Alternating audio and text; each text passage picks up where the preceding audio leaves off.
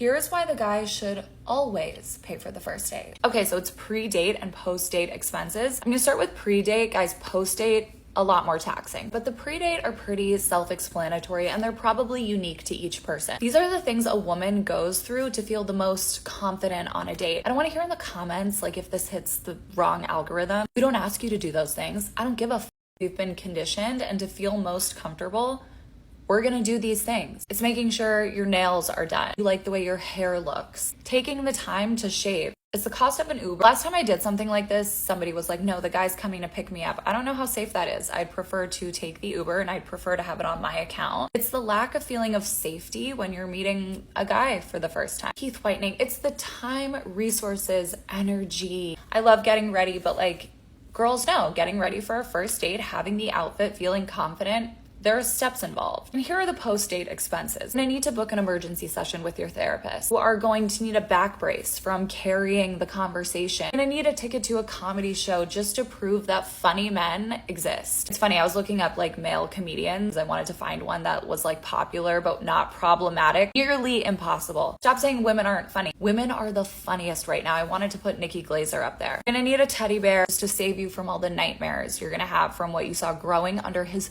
fingernails. You're gonna need to drink it off with some friends. You're gonna need to like douse your whole body in mouthwash because of the esophagus kiss that he gave you at the end of the night. This is just for the pain. Right, I'm not a man hater. I don't want to hear any of that, but the dating landscape for women right now sucks. So this is just my funny take on it. I hope this hits the women's algorithm and not the men's, because damn, they can't handle it. Anyway, let me know if you agree, if you disagree, if you thought I missed anything, and yeah. Game over, man. It's game over. I gotta say it, fam. This just proves once again that women, especially Western women, have zero clue how hard it is for a man to date. I mean, queens, you want to push on your expenses that you decided to use onto a man because of reasons. Hold up, sister. Don't you think that men have their own expenses? Have you ever given some thought as to what a man has to do to become attractive in order to ask you out for a date? I mean, first of all, he's got to get money just to take you out, because obviously you're not going to settle. Off rip, you said he has to have money, but on top of that, he has to have the looks. That means that he has to work out. On top of that, he's got to have game. He's got to know how to talk to you. On top of that, he's got to be a snazzy dresser. You're not going to go out with somebody who looks like a dork. On top of that, he has to build his confidence. On top of that, he has to come correct with the correct attitude towards you. On top of that, he's got to be good with women. So that means he has to have a lot of experience with other girls to know the right things to say and what not to say before he approaches you. That's not even mentioning the type of car he's got to have, because you're not going to go out with a guy on public transportation. Huh there, Chloe? Or interesting career that you want to hear about, or his future ambitions. Stop the crap, sister. You have zero clue as to how much a man has to spend. You literally could use a quarter of the stuff that you just posted there and you still would get a date. I also find it funny that she said that she needs to get a back brace after the date because she had to carry the entire conversation. That's a bigger cap than a dude with a 5-head would use. Women do not carry conversations. You can't even plan the date, let alone know exactly what to say. How many videos have we seen with women complaining about the guy didn't know what to say and it was just awkward silence? In other words,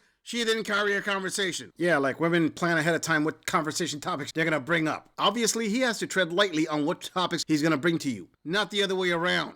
And you said that women are the funniest? Yeah, I'm pretty sure that those prime examples like Amy Schumer in The View will disprove that claim rather quickly. And Colleen, if you say that the dating landscape today sucks, guess what? It sucks because of women. I'm not blaming you. I'm just pointing out the fact that the dating market is created by women. You don't believe me? All the dating apps are tailored for who? Women? You want some proof? There's a height filter. There isn't a weight filter for curvy girls out there. And trust me, if there was a delusional filter, none of you would show up on the search results. But you keep going, Queen. Don't settle for no scrub. You deserve the best. Unfortunately for you, the best means a spot on Chad/Tyrone's roster. Before we move on, I want to bring to attention that 75% of my viewers are not subscribed to my channel. Come on, fam. You've seen my logo on other channels, and you're already here. Please hit that subscribe button and support the channel. It really helps out. Moving on. Let me tell you, the ick is icking. Welcome to my morning coffee recap. I'm gonna go grab a coffee and we'll come back for a little chit chat. So cold this morning. Hello, how are you? Thank you. White chocolate mocha. delicious. Now let's chat. First and foremost, this was not my first date since the divorce, but it was my first date with someone who had kids. On my way over to the date, I did think about him having a 2-year-old and how it might be a red flag, but I wanted to give him the benefit of the doubt. When we got to the restaurant, we started off at the bar until our table was ready, and we were having pretty good conversation. I'm not much of a drinker, so 20 minutes into our date, I still had my drink at the bar, but our table was ready, so I just brought it with me. Anyone who knows me knows that I babysit my drinks and I rarely ever finish them. We get to the table and we start having more serious conversations about, our previous marriage, our kids, things like that. And so I really thought the first half was promising. When it came to ordering, the waitress came up and she asked us if we wanted to order any appetizers. He told me he was vegan, okay? And I was like, oh, so you don't eat fish either? And he said he did not eat fish. But this man ordered oysters. He said he normally doesn't eat oysters, but this was a special occasion. So I don't really mind oysters, but he didn't even ask me what I wanted. He just ordered oysters and he insisted that I eat them. And if you know about oysters, do you know where I'm going with this? Really, fam? Oh my! She said, and I quote, him having a 2-year-old might be a red flag. In the words of the late, great Kevin Samuels, you can't make this ish up. How many single moms like her get on these dating apps, get on these video sharing platforms, get everywhere and start shaming all men from all walks of life, of all ethnic backgrounds, of all ages, for not dating a single mom. But then, when it comes to them dating a single dad, all of a sudden, the little one is an issue. I would say double standards is awesome, but this is Godzilla levels of hypocrisy. I mean, the shaming kaiju just came out with that one. And then she goes on about the date, blah, blah, blah, and him saying he's vegan and he ate oysters. Well, obviously that means he's not vegan. Could that be considered a red flag? I'll give that one to you if you consider it a red flag. But then you consider a red flag that he insisted you eat the oysters and you have an issue with oysters. Hey, you know what? That's just fine with me. The first date is to get to know each other. That's number one. Number two, you're not obligated to eat oysters. And number three, you're strong and independent. You can order your own meal just like in the beginning of the video, you walked out there and got your own iced latte coffee. I mean, you're a single mom. What do you need a man to do this for you, right? This is the reason why so many men vet out single mothers. And I don't mean that they don't date them. What I mean is there are many men out there who will date a single mother and keep her in the for fun only category. They will never take her seriously. They'll say, hey, you know what? You're a smashosaurus, and your chances of getting a serious relationship out of this one is extinct. Ladies, if you didn't notice, that same ick that she said that she felt about the guy having a little kid and whatnot, men get that. The difference is men are quiet about it. In their heads are like, okay, you know what? I'm not going to be stepdad here. I'm not a Captain Save It 304. I'm just gonna come in, smash the walls that need smashing, and get out. I think she's still in shock from that one. He ordered a second one. He kept insisting that I finish my drink. And that to me was also like a huge turnoff because I'm not much of a drinker. And I tell you, my drink was still full. It was actually getting watered down. It was still to the very top. Like, I also drove and he Ubered. So halfway through our date, I could tell he was getting pretty tipsy. That to me was an immediate red flag. The more he started to drink, the more he was telling on himself. He did share some things with me that I can't share online. He shared those details with me in the name of honesty, but I feel like, he was trying to build some sort of fake trust. Also spilled a drink on himself, not once, but twice. Once we started to finish dinner, I was just ready to go home, but he was insisting that we go to another location, which was a bar. Mind you, I had already told this man that I would never go to a bar on a first date. I just feel like if someone asks you out for drinks, they have the wrong intentions. I told him I was ready to go home. As soon as I got in the car, I felt so icky and just wanted to get home. I got home, he did text me and ask me if I made it home safe. I said yes, thanks for dinner, and that was it. He has texted me a few times since then, and I have not responded. So I'm just gonna have to tell him this is not gonna work out for me. I would love to know what you guys think.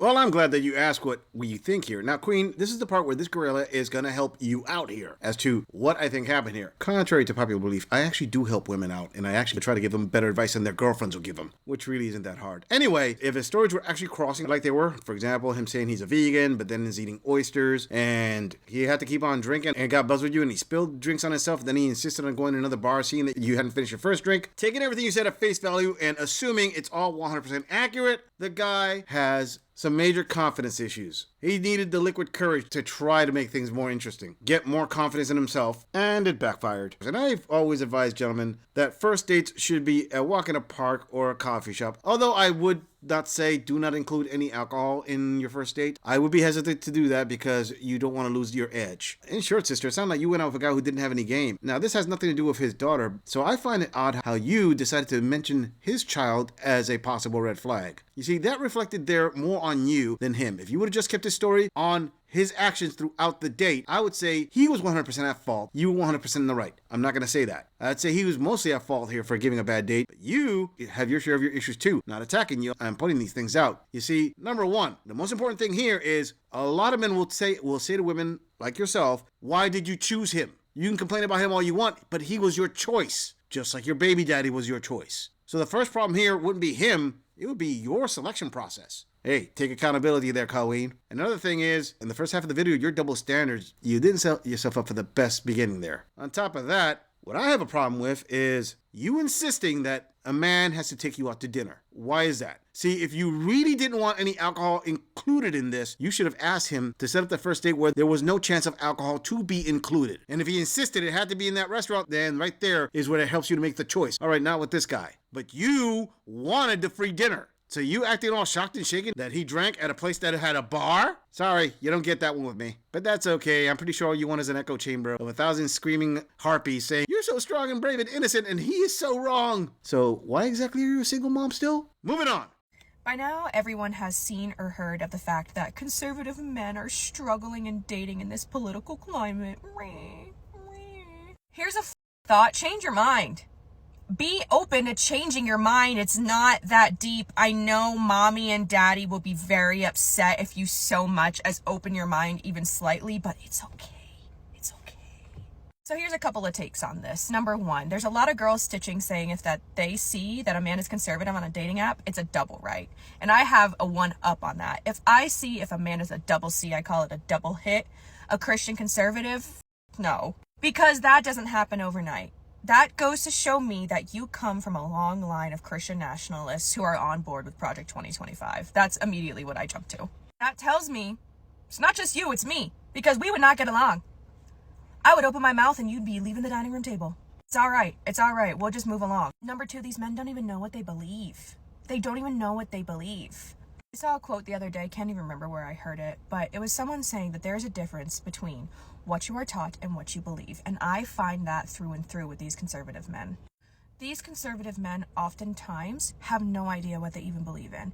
Because I no longer argue with people on either far side of the aisle because they're just too far gone. So what I do is ask, why? Why? What policies, what procedures, what evidence suggests that that was a good move have you found? That that's a good reason to do that? And they can never answer me. They can never answer me. Or the answer is solely lied and hating on the other side. Dang, the projection is strong with this one. Okay, obviously you are a more liberal Colleen and you despise those vile, vicious conservative men. How dare they believe in traditional values, believe in actually taking care of their families. Good on you, Colleen, telling them that they are wrong for not changing their minds. But this gorilla cannot ignore the irony of that statement coming from a person that bases just about every major decision she's going to make in relationships all off of pure emotion. Something that changes 20 to 100 times a day. And you address a conservative man who usually bases everything on logic just to tell him how wrong he is for not changing to become more like you. What do you want, another woman? Oh, that's right. You want those conservative men to become blue pill betas. I mean, why even make this video? Notice that usually you don't see a whole lot of men making videos demanding women to become more conservative. They just say, hey, you know what? I'm just not going to deal with you. You want to be a womanist? You want to go that route? Hey, good for you. Bye. And does that mean that they're going to be lonely? Well, they'll be lonely, but they'd rather be lonely. Isn't it amazing how you Queens hate it when people tell you how to be, what to do, but you love to tell men how to be? And her little numbers there, number one, she sees a Christian conservative man and she double writes, well, if men see a womanist, trust me, they're going to decide, nah, I'm not going to deal with that headache. I'm pretty sure the reason that she's so upset is because she saw some conservative men that she liked, but it frustrates her that they're conservative and not blue-pilled. Oh, and her number 2, they don't know what they believe in. Again, this coming from somebody who bases everything off emotion. I mean, you identifying them as Christian conservative men proves that they know what they believe in. And you say they can never answer you when you ask why or use hate towards you? That sounds like the pot calling the kettle black there, Colleen. I mean, haven't you queens figured out already that your shaming tactics really don't work? But let's hear what else she has to say. So when you ask a conservative man about a policy and he talks about, well, Joe Biden, I'm like, okay, yup, Joe Biden's a war criminal, like, we get that, like, he needs to be impeached, he doesn't even know where he is, he just Roombas around, we get it. But what will your side do to fix that? All of it. Always Hunter Biden, Nancy Pelosi, and Hillary Clinton, like, can we just get over that? My God. Oh, and Obama, too, they love that. But if your political opinion doesn't lie in research and or you can't back it up, come correct, stand on business with your political opinion, and or it lies in hating the other side, your political opinion is null and void to me. You literally, like, you don't even have a political opinion to me. You don't even get to have a political opinion. They're that political alliance because it is the alpha male thing to do. It is beta to be a liberal man. It is rooted in hating and control of women. And that is the only thing that they have to hold on to in that political alliance. Women are going to have political opinions. We're going to have strong ones. It's not the 1950s no longer, bruv. No longer. And I will not shut my mouth. I will never shut my mouth. And I will absolutely not shut my mouth for a man. We are out here begging men to take a look in the mirror. And they are not. And they will not. And this loneliness epidemic that you're not getting wet every other day is going to grow, okay? It's only going to get worse because we are going to shut this down. We're going to shut these legs for further business, okay? So you better get with it or get the fuck out because you're going to get lonelier and lonelier as a product of your own design. Surprise, surprise, surprise. Honestly, you think that you only see this in the movies where a woman is this brainwashed or this delusional or just simply put this uneducated that her entire spiel that she just did there could be defeated very easily when she said that men do all these things but don't base anything in facts, and she follows it up by saying that conservative men are rooted in hating and controlling women. Where's your evidence for this, queen? I mean, you told us to show your studies. Where's your studies? Where's your proof? You pulled that out of your butt. I mean, trust me, men are happy not to date women like you. Because dating women like you is like asking for someone to smash their heads through a wall a half a dozen times. Listen, I understand that a lot of these liberal women want to base everything on a political stance. I'm not a political gorilla. I've said that in previous episodes. But more and more often, extreme women like this one want to weaponize everything for a political agenda, including relationships. Listen, queen, this is not going to go well for you, okay? This constant victim mentality doesn't bode well long term. I mean, sure, it's great for assuring homes for cats in the future. And my investments in box wine will see you a good ROI. There are upsides to your demeanor. But still, let's root everything in reality. But I'm not going to close it out right here. Oh no, see, I got something special for my viewers. You see, this gem of a queen actually made another video soon after the election. And oh boy, all I can say is that she definitely goes over the edge with demanding physical violence in response to feelings. Don't take this gorilla's word for it. Let's play that right now. These men should be afraid that we're going to start taking force against them, and that us as women need to start arming ourselves to the point that we are able to take force against men that are attacking us and have multiple options on us at all times, and that we need to set a precedence. We need to start setting a precedence that they will not survive these attacks, these random attacks they decide they want to do while we're running, walking, leaving the gym, leaving our houses. They need to learn that they won't survive it. They won't live. And that I think we need to start taking force for much less. If a man is making you feel uncomfortable on the subway, that if a man's making you feel uncomfortable on the bus, in the park, pepper spray him, pepper gel him, tase him. Men need to start being afraid. They need to start being much more afraid of us. That running up on me in a parking lot will not end well for you. It just won't. And understand that it's automatically not a fair fight. It is automatically not a fair fight. And that your brain is telling you not to harm someone, let it go. Let that aspect of it go. That if someone wants to harm you, it is automatically unfair. And all bets are off. Question there, my extreme leftist queen, but isn't your party the party that professes gun control to the max? I mean, you've been wanting to eliminate so many kinds of guns that can be purchased, and you want these extremely long wait periods. In fact, ban guns altogether, but now you're the one who wants guns. I mean, how exactly are you gonna use a firearm against a man who's quote unquote trying to hurt you when you ban yourself out of it? Another thing is, you're making it sound like there's a huge epidemic in the US of men just running up randomly and doing physical violence on women in random spots. Last time I checked, that wasn't the case. Actually, statistically, you're more likely to be mugged as a man than you are as a woman. But I think the worst thing that you've said so far is you want to encourage women to pepper spray men based on feelings? You actually are rooting for aggravated assault on a man just because he made you feel a certain way? Sorry, sister, there's a difference between a man coming up on you and trying to physically hurt you than you feel intimidated because he was looking at me a certain way. I feel unsafe. Let's hurt that man. Yeah, I'm pretty sure I see why she had that previous rant on conservative men. That double C that you were talking about before wasn't conservative Christians. I think it stood for you as in cuckoo for Cocoa Puffs. Sorry. The voices. I'm just saying, if you enjoy this audit, click on the video in the end screen for more content. If you would like to support the channel, please follow the link in the description to donate to our beer fund, or like, subscribe, and share this video on other social media platforms. If you agree or disagree with anything about this audit, please let us know in the comments. I'm going to leave this audit right here. I'll see all of you in the next episode.